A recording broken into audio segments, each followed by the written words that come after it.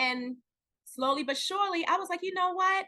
My passion for acting has been eclipsed by my passion for learning Spanish. Very interesting. And I prayed about it and I said, Lord, what is this? It made me, don't make me start crying on here, Brie. I'm not going to cry on here, but it made me sad. Like, I'm not going to cry on here. See, Brie brings out the tears in me because we talk about these things and she understands what I'm talking about. And then I start crying. Welcome back to A Brighter Bree. Okay, so in this episode of A Brighter Bree, we talked to the extremely talented Tracey Farrar about wanting to take a break after diligently pursuing acting for years. She shares about having more than one dream and her rediscovery of her desire to learn a new language.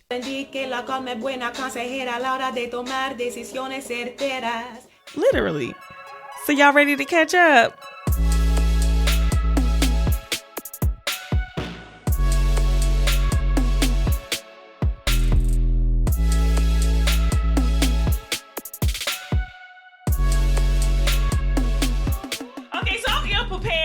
Gonna have a conversation. Ill prepared? What you mean? How it sound? But my camera is rolling right here, so I'm gonna talk directly to my camera first. Hello, guys. Welcome back to A Brighter Bree. We have a I cannot stress very enough, a very special guest today. I've known her for a long time now. Ooh, girl! I just did the math. Mm-hmm. Yeah, it's like carry one. Hold on. Oh, I ain't gonna say the years because I'll be aging myself. It's a long time. So, guys, do you go by? Okay, well, I'll find out now. I'd like to introduce my very special guest, Miss Tracey Farrar Young. Yes. Well, she married y'all. That's why I was like, is it Tracey Farrar or Tracey Farrar Young? What you gonna say? Technically, it's Tracey Young. I use Tracey Young or Tracey Farrar, depending on what I'm doing. Tracey Farrar is my stage name, my maiden name. And then Tracey Young is my married name. Yes. So on the stage, you use Tracey Farrar, though. Yes. But shouts out to Brandon. I want to respect him, because he put a ring on it, He did. She's a very talented actress, done travel doing theater. Matter of fact, that's actually how we met. We met during children's theater. Yes. Do you remember those days really well? Yeah. I those days a lot. Any random thing will remind me of, that experience. It was so much fun. We had so much fun. So you have a lot of good memories of that time. Yes, you don't? Oh, no, I absolutely do. Matter of fact, when I think about it, because I don't know if you remember that, but there was a time period where it just seemed like, so, okay, y'all, with children's theater, with that particular children's theater, what we were doing, we were put on shows at different schools. Sometimes it'll be elementary schools or middle schools, but it was a group of us. I would say maybe like 9-10 of us. Mm-hmm. Yeah, or we rotated sometimes, or we have different troops. But there was a time when we would get frustrated with that particular company. That's why I'm not saying the name. And it seemed like every week somebody was quitting. And I remember announcing the week that I was leaving. Everybody was like, "What? You leaving, Bree?" But it was shocking even for me to make that decision, because it literally was like, at the time, and kind of now when I think about it, my dream. Like, I'm literally getting paid to do what I love to do. I was acting, I was putting on a show, I had little miniature fans, I would say. And don't forget, we also had health insurance. And we had health insurance, and we were getting paid to work out, because one of the things we would talk about, or the type of shows we would put on, was education towards like being healthy, or like, just all the good things, not just body but mind, and telling kids to make good decisions, so we had to be the example. So like we would work out in the morning, we would have sun salutations. You remember the little yoga or little videos we would do? So yeah, it really we were getting paid and had health insurance. Great point, so it was just is the only reason I made the decision to leave was because I can see myself getting comfortable. For me, I can see myself getting comfortable. Like, hey, I'm acting, putting on a show every day. I'm getting paid to work out, all this other stuff. But I know my dream was to live in New York and like really do this thing, and really, if I'm going to do the stage, do the stage. And New York is the epitome of the stage. And if you haven't noticed, I'm leading us into my question, or not my question, I'm leading us into talking about you, because this is where you reside right now, right, Tracey? That is correct, Bree. I live in New York City, trying to live the dream. No, I would say I'm living the dream. I am living the dream because. Well, we'll get to that in a minute. Like, about the, yeah. Well, okay. Because currently you're taking a break from the dream, correct? I'm taking a break from one of my dreams. Thank you for correcting me. That's really good. That's really good. Okay, but let's rewind before the break. Let's rewind to when you like first go to New York, and what your plans were and what took place before current day, present day. Okay, let's see. So I'm thinking back. Okay, a lot has happened in the last few years, but what made you make the move to New York? Because like we talked about, you are married, so it wasn't you moving alone. Like my decision, it was just me. I have nobody else to think about. So obviously that was a decision you and your spouse made, correct? That is correct. My husband and I decided to move to New York because he's an artist also. So he's been wanting to live in New York his whole life.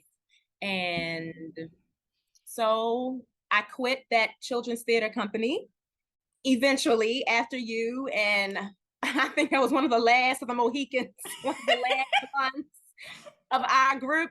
And I decided, like you said, I decided that I wanted to really be able to I wanted to have the freedom to go on auditions. So working that job, it was good. Like you said, it was full time actually. And we were making money, we were acting, but it wasn't what I wanted to do because we had to build sets, we had to do sound, we had to rotate the different, positions. We weren't only acting. And so I decided that I would quit so that I could go on auditions. And so I was able to act at Center Stage in Baltimore, which is a very prestigious theater, and some other theaters in the DMV area. But my ultimate goal was to be in New York. So we finally, saved enough money to move to New York, and we've been here for about 5 years. Okay. So that's home now. It's home right now. Okay, gotcha. You brought up a good point. You talked about like how you just wanted to act, and you said with that job in particular, it required us to do so many things, like build sets and do lighting and repair costumes sometimes if who who wasn't available. I won't say his name. But I love him dearly. He was a character in himself. He was the props guy. Yeah, he was the prop guy for us, y'all. He was hysterical. But sometimes when he wasn't available, sometimes we had to do like little repairs ourselves. But yeah, it required you to like wear many hats, which, at the time you're like, that's not what I signed up for. But on the bright side of things, like sometimes it prepares you for other parts of your life. You only realize, because girl, I'm looking around right now. I built this set. I'm looking at this lighting. You know what I'm saying? Matter of fact, I'll say some details. Some parts of my set is on wheels, and I got that idea from working that job. Yeah.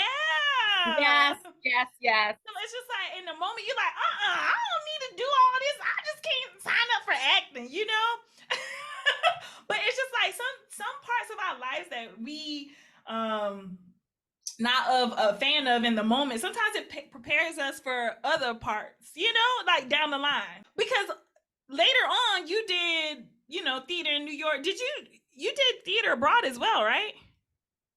So the theater, let me tell you, I haven't done a lot of work in New York. No, I've not done a lot of like theater in New York. I've done some independent films and extra work, of course, and short videos, but I only did one show in New York. That show, we did that show we had about 4 performances. We performed like 2 weekends. And then we took that show to the Edinburgh Theatre Festival in Scotland. So we toured it for a month in Scotland. So wow. yes, that was very exciting. It was a dream. Yes. How was it like doing theater in Scotland? Like, did you have like your own space, like your own room and stuff like that, or did you have to share with other people? Well, it was part of the Edinburgh Theatre Festival. What does that mean? Because I don't know much about it. I'm sorry. So the Edinburgh Theatre Festival is a festival that's been going on for 50 years, at least 50 years. I think more than that. They would do it every year. Then when the pandemic came along, it was shut down, of course, that 1 year, but it had been running, I think, for about 50 years, if I'm not mistaken. But a bunch of different plays, performances, artists come together in Edinburgh for a month in August. And so we had our own space for that month. And it was so beautiful. The weather was beautiful. I mean, when it wasn't doing this little drizzly, rainy thing. It would only rain like for a few minutes at a time. But anyway, the people were so friendly. The air was so fresh. It was so clean. The food was so, so fresh, and the prices were even good. Okay. It was, so it was just nice to be, in another country and to just have that different experience. So we performed for a month, and we had a really great, we got really great feedback on it. It was a musical called Henry Box Brown, the musical. And it was very interesting. It was a play about Henry Box Brown. You haven't heard of him? Have you ever heard of him? No, I was going to ask, what's the play about exactly? Henry Box Brown was a real man. He was a slave, and he shipped himself to freedom in a box. I have heard that story before, but it's not real, right? Like, yes. Oh, it is real. Oh, wow. Yeah. Yeah, they had to get creative, during that time. Wow. What character did you play? I played Henry Box Brown's mother. Okay. Somebody's mother. I'm somebody's mother. One of our friends says that all the time, guys. So that's how we love that quote. I'm somebody's mother. But I wasn't clear on the question. You did answer it though. Like you said, it was a theater, a festival of plays. But what was your housing situation like? That's what I meant. Yeah. Okay, so we stayed on a college campus. I cannot remember the name of the college, but we stayed on a college campus. We lived in the dorms of the college. So my cast we had 2 floors of this dorm. And so we had our own room. We had a shared area for like the living room and the kitchen. And let's see. Yeah, that was it. It was really comfortable, really nice, modern. Yeah. It was a great experience, a great time. When I came back to New York, I was like, oh, look at all this trash and dirt and grime. Oh, look at all these rude people. Welcome back to New York. So, yeah. Fun while it lasted. No, I got you. I heard you earlier say that the people there in Scotland were really nice. They were so nice. They were just so friendly. So you would walk into the store and they would say, hiya, so welcoming, Yes. Yes. It was lovely. Lovely. We got back to New York. It was like, you get out of the way. Whatever. I don't know, but yeah. I'm walking here.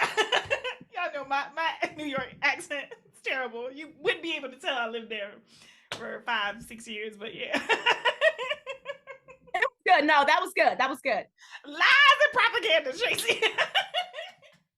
OMG, you're still listening. Well, before we get back to Tracey's story, let me tell you a little bit about She Fit Bra. So y'all, back in 2020, I was on my fitness thug fizzle. Even was training to do a marathon. Minor detail, never did the marathon. But just look, stay focused. We'll get back to that later. Anywho, what I discovered was I am an excuse queen. And one of my biggest excuses of why I'm not a quote unquote runner is because I ain't have the support. And when I'm talking about the support, I'm talking about the girls, But y'all, during that marathon training time in 2020, I discovered She Fit Bra. And y'all, I've been ranting and raving about them ever since. Got a homegirl with big boobs? Let me tell you about She Fit. Homegirl with smaller boobs? Girl, have you heard about She Fit? Got a homegirl with medium boobs? Where you been? Ain't nobody tell you about She Fit? But check this. They don't just sell bras. They are one-stop shop for all your fitness apparel. But let me tell you, my biggest issue is I would tell people about She Fit and they ain't give me my credit for telling them. I'm looking at you. So when y'all get your She Fit bra, tell them a Brighter Bree sent you. Matter of fact, let me stop. I'm being petty. Y'all ain't gotta tell them. Just click the link in my bio to get your She Fit apparel. They'll know I sent you. Okay, let me get back to this marathon training. And y'all, keep me accountable this time, please. And go get your She Fit. Okay, y'all, back to the episode. Okay, I know you said, okay, the people were friendly. It was a great time. You were acting there. But like, that wasn't your only time being away doing theater. So with that, and or was that your biggest or longest time? That was the only time I traveled like outside of the country to do theater. Yes. Oh, okay. Was it hard being away from your husband? Yes, I did miss my husband and my family, but of course I don't see my family every day anyway because they live in Baltimore where I'm from. But yes, I miss my husband so much. But thanks to technology, we were able to talk on the phone and send messages and do video calls and all that wonderful stuff.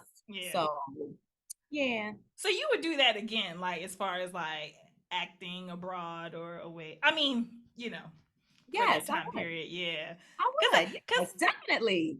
I mean, I know you got a whole husband, but I feel like that's like a debate sometimes online. Like, can you do long distance relationships? And I feel like for actors or people in entertainment, I feel like that's a duh. You got to be able to do long distance relationships because if you get a gig where it requires you to be in Vancouver, you know what I'm saying, or somewhere Scotland, you have to have like a trust bond where you're able to deal with that situation.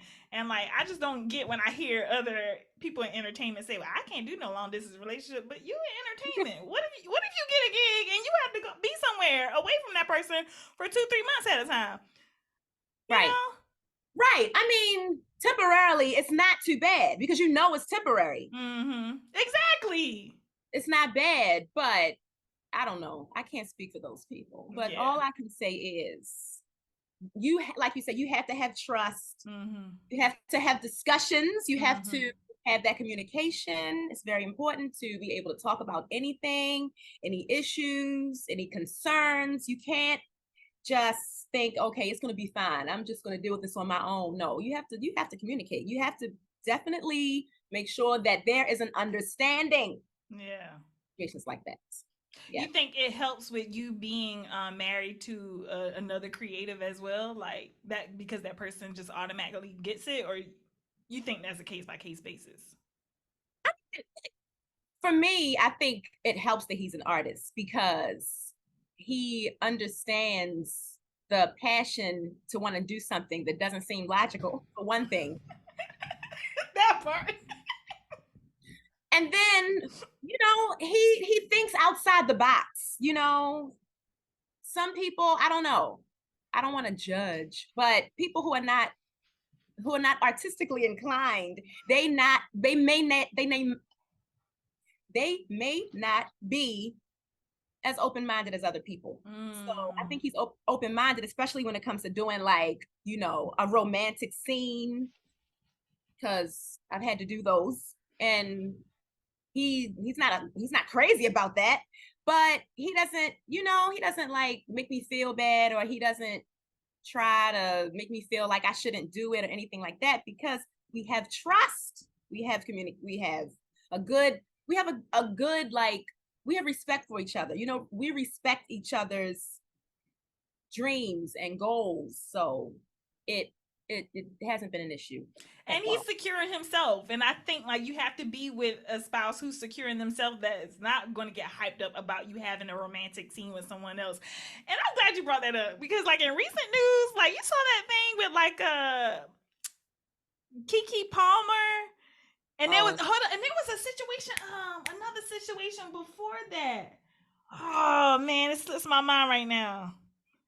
But it was another couple where people were like getting hyped up. Oh, the Bailey girl, the Haley Bailey and her boyfriend. Now, look, sometimes I follow what's in pop culture, and they were having a riff where her boyfriend was saying that he felt some type of way about her being in scenes or like going on promo tours with the guy from The Little Mermaid with her.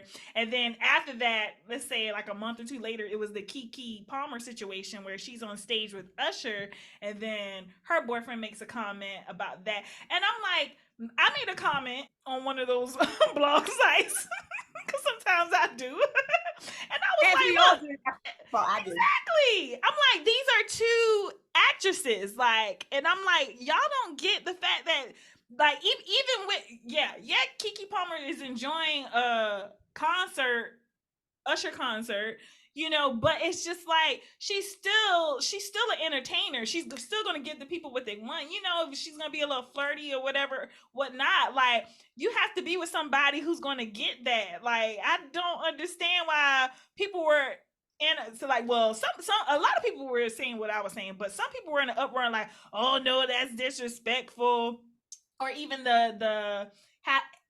Halle Bailey situation, you know, like people be saying the same thing, like, well, he a man, he got a right to feel that way. I'm like, no, if you're dating a person who's entertainment, specifically an actress, you have to be able to understand that there's gonna sometimes be some romantic scene, or they're gonna do promos with the individual that they have the lead with, you know. It's just like, I don't know. For me, like, I wouldn't be able to even date somebody who couldn't understand that. So, but yeah, that's me in these dating streets. Oh Lord. Right. Oh. Actually, I'm not in the streets. I ain't even gonna front like I am, but you know what I'm saying.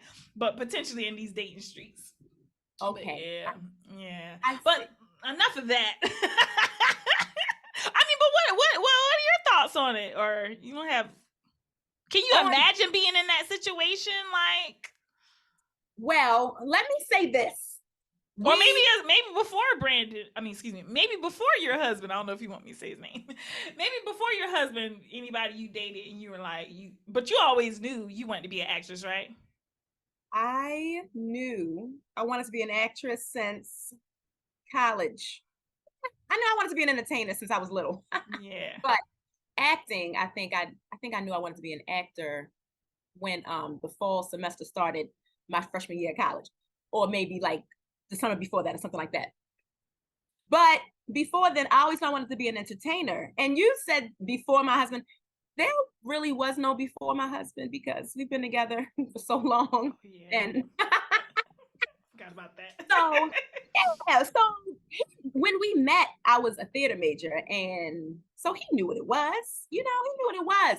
And I can't speak on a person in Hollywood, because in Hollywood it's something totally different. That's a whole different beast, as you know.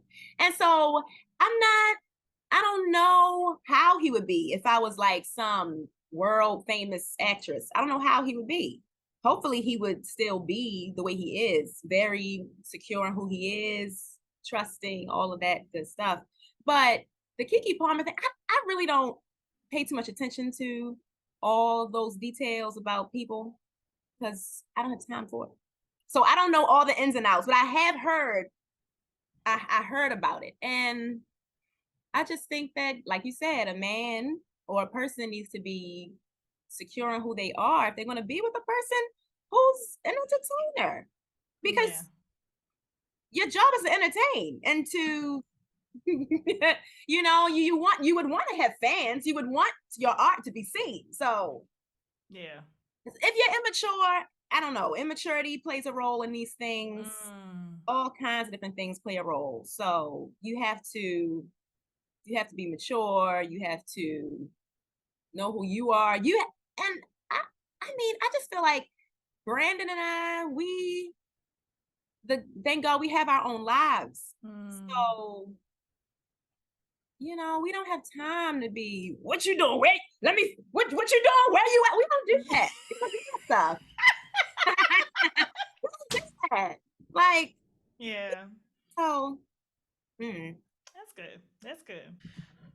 Okay, Tracey Farrar, Young, and the magic bag. Oh, she always used to carry around a big bag like most Black women, but hers would have everything in it but the kitchen sink. So we gave it a nickname of the magic bag. So it would be Tracey and the magic bag. Where is the magic bag, Tracey? Oh, the magic bag. Oh, there's been many new bags that have come along since then. But yes, do you know people I work with will say, Tracey, you got a paper clip, you got a top clip, you got this, you got that. You Tracey always has everything. That's crazy. But you be having it though, right? Yes. Tracey, you're so crazy. Well, let's get to what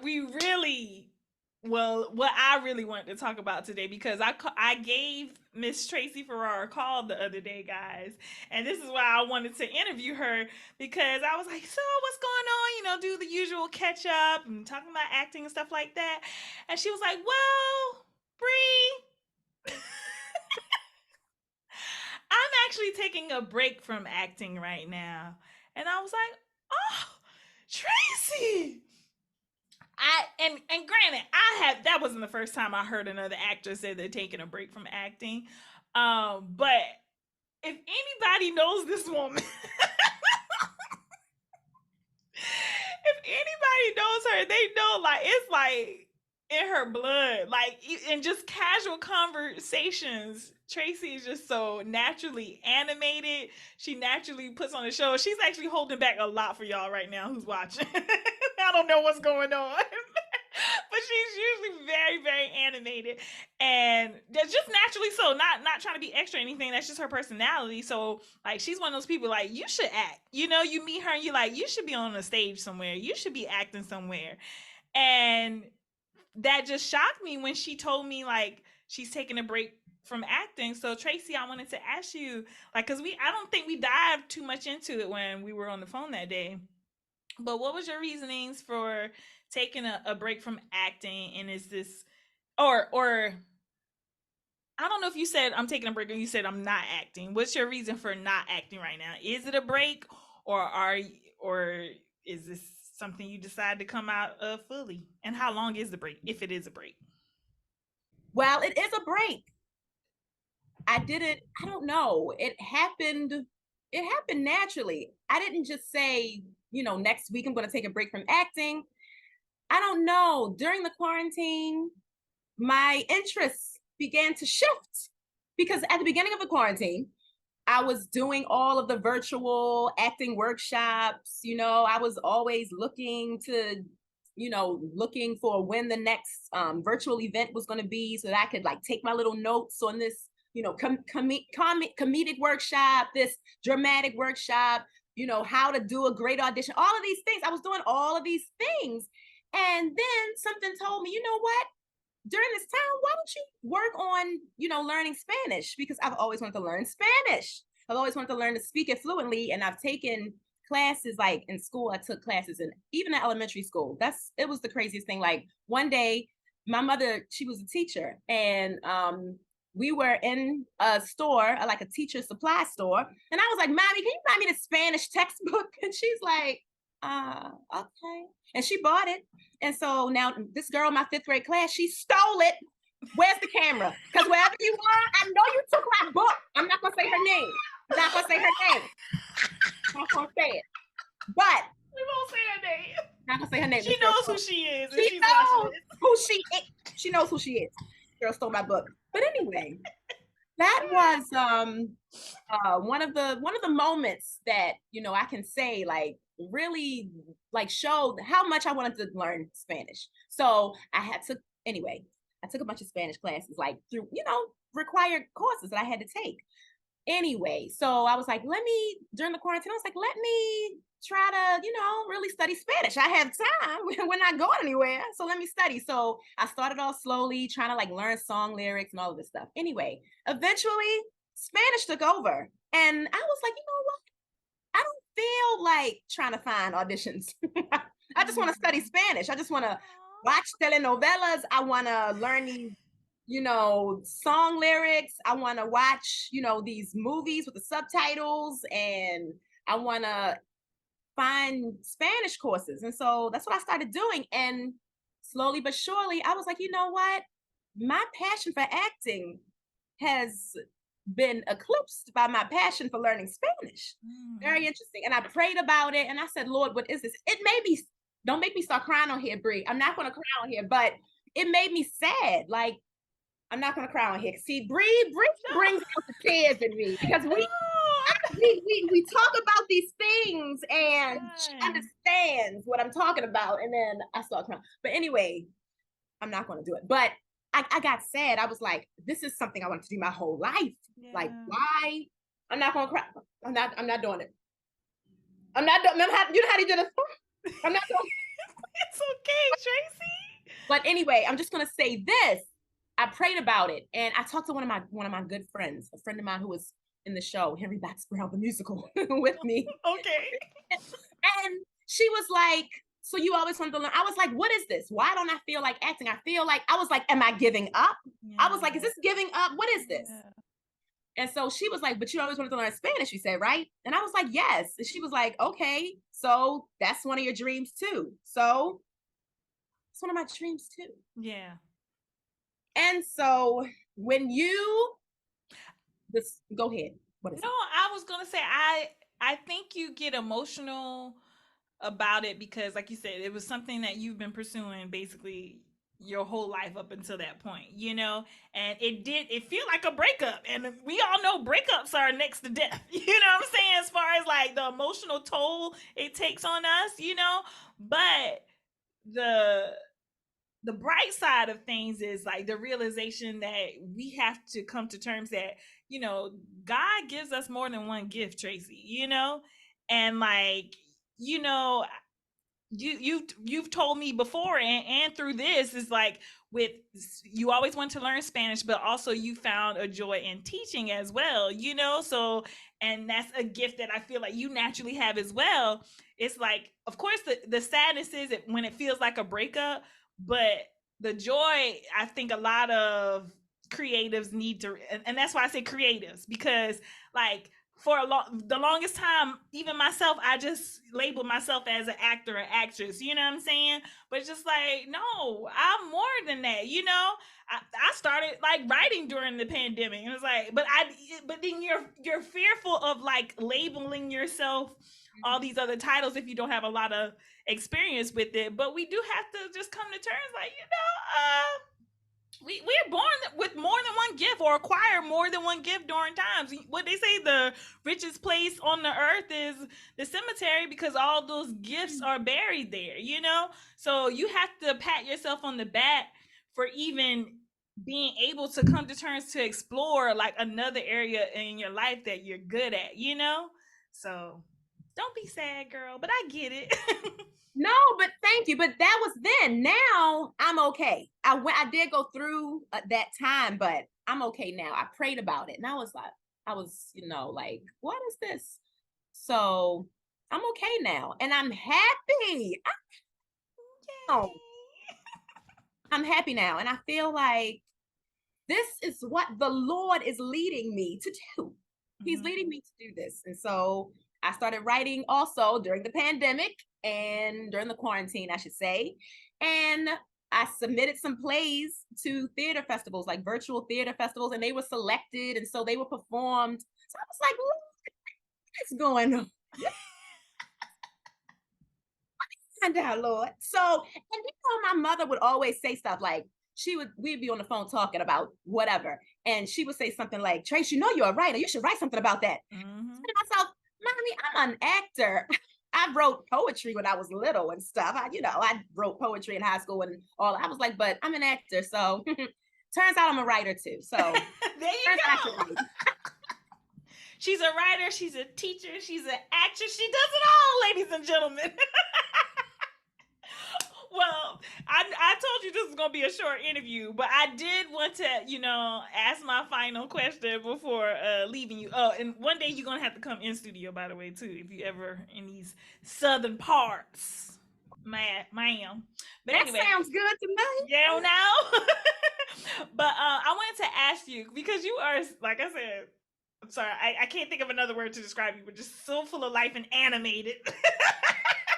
That I can't even fathom a moment where your light was dim. But have you ever had that moment where someone or something dimmed your light and you felt like a need to come out of that situation?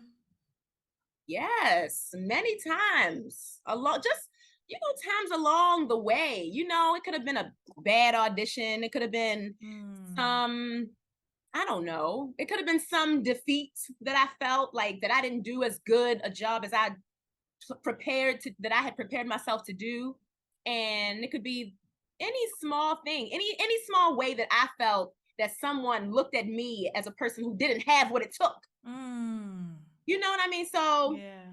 yes, definitely. There were times when I gave up for like 2 hours. I was like, I quit acting. I gave up. Yeah, I quit for 2 hours a few times. Sometimes I would quit for a day, but and then you'd be like, what was I thinking? Yeah, let's get back to it. I would tell Brandon, Brandon, I quit. And he would say, all right, as long as you go back to it. Because he knew. Like I wasn't ready then to like take a break. Yeah. Because back then I didn't feel like I wanted a break. But yeah.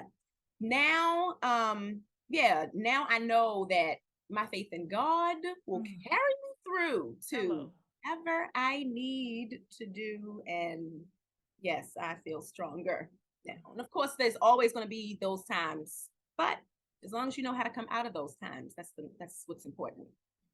That part. Tracey Farrar, thank you so much for spending all this time with me and sharing your story and like letting people know that it's okay to take a break. Acting will be there if you decide to return, and for us to, get to the point that we have more than one gift, Yes. So, gracias, mi amiga. Did I say that right? Sort of. At least you're honest. It was good. It was good. Yeah. Yes, it was. All right. Well, thank you in English. Thank you again. No, that was good. No, Bree, that was good. I'm sorry. I shouldn't have been. I was like, well, the pronunciation. No, you should. That's the teacher in you. Ain't nothing wrong with that. It's the teacher in me. But that was good. That was good. You because you tried. So that's why it was good. You tried. It was a very good difference. Okay. And that's something a teacher would say. I like that. Well, thank you, Tracey. And thank you guys for tuning in to another episode of A Brighter Bree. And remember, don't let nobody dim your light, all right? Till next time, peace.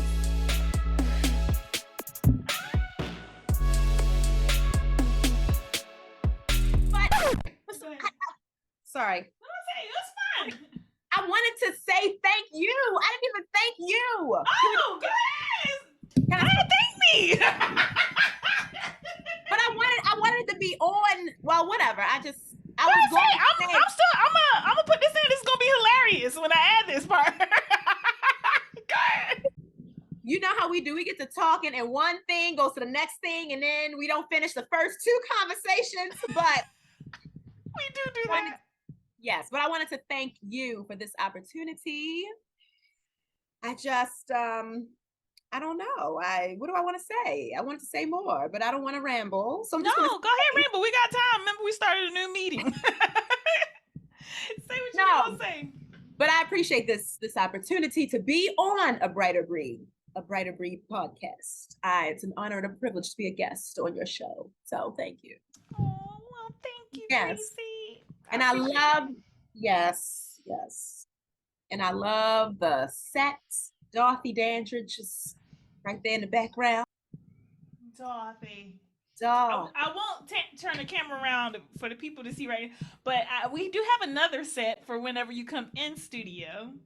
Yes, and on that side, we have Diane Carroll, but I'll show you when I call you right after we hang up right now. So. Okay. But The no, thank you. illustrious. Yes, it's excellent. It's really great. It's really great, and I'm just so excited to see what more a brighter Bree is going to do in this world, because I see great things. I was like, let me make sure I'm, I didn't put any foundation on, but but I was like, let me make sure that I have, like, I'm looking halfway decent, because this brighter Bree is about to blow up. Okay. Okay. From your lips to God's ears.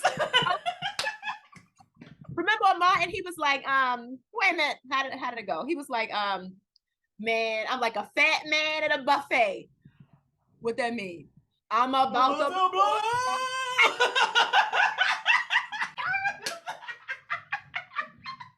I was waiting for the cue. Yes, let's claim it. I appreciate that. I received that, Tracey. Seriously. Because like I said, it's been a labor of love. I don't know the outcome. I just know the whole reason I created it wasn't, I know everybody got a podcast and everything nowadays, but the genuine reason why I created it was because I'm in a moment in my life where I kind of like feel like I'm constantly confused about like what direction I should take. Like, as far as I know, it's this thing that I want and I want to achieve as far as like acting, but I feel like some people have the key, they have the tools, there are different things that they did in order to get to the journey they are in life, and they might have not quite reached whatever the goal they have, but they're doing little stuff, or at least they're financially stable, maybe, and it's just like, well, tell me what to do, like give me some guidance, because I wish somebody would told me certain things early on,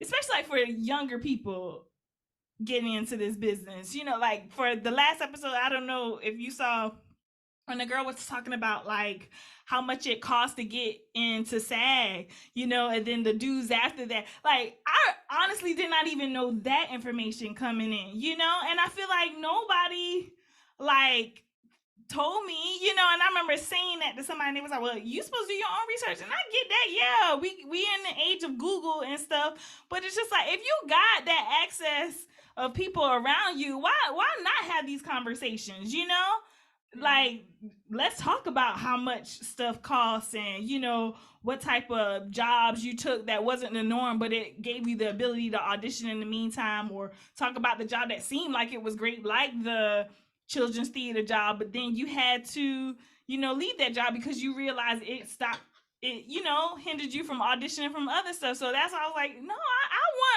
I want to build something that talks about this type of stuff that I feel like we all just in the meantime just trying to hustle and get it. But it's like, I want to talk to people who either you might be a little further than me, you might be just starting out, but it's just like we all trying to figure this thing out together, and that's okay, but I'm trying to get the information out there that I wish I would have got early on. That's all. That's it. And when you see a need, that's what you do, you fill it, and that is what makes things successful. You were like, I don't see anything like this, so I'm going to create it. And I think that is what you have done is tremendous. So don't be like, oh, my little studio. Oh, no. What you've done is tremendous. Okay. You saw a need and you said, ain't none. Some people would just sort of like, then they probably have, oh, ain't nothing like that. That's not fair. But you said, ain't nothing like that. Let me make one. Hello, you gotta be proud of what you've done. Thank you, Tracey. Thank you. I received that. I'm proud. Right. And it's beautiful. Thank you. It's beautiful. Beautiful. So yeah, but that's what it's about. It's about just doing what you were called. Oh no, am I frozen? Yes, you are. I was about to tell you, but I still hear you at least. Crazy. That might be our cue right there, huh? That might be our cue. Let's wrap it up. But thank you. I receive you giving me all these flowers, because sometimes we do be like, just people in general be going off on the tangent, just talking, and then like just the moment to receive those flowers. Just like I was telling you, you got more than one gift, and I believe in you in whatever direction you decide to take. Thank but you were meant to be an actress, so whenever you come back, it'll be here. Free. I can't see you, but we're gonna have to cut it short. But you know what? Zoom did give me a whole 40 minutes. So I'm proud because Zoom plays me. Okay. Well, look at God. He looked out for us. Look at God. Won't he do it? He be playing. Zoom be playing me like I don't know what, and I don't appreciate it. But we got a good 40 minutes. So me too, girl. Eventually I'll upgrade, but funds have to get up. I have to get my first brand deal first or something. Okay. Okay. All right. Love you, girl. I love you too. Tell now. Brandon I said hey. I will. All right. Bye.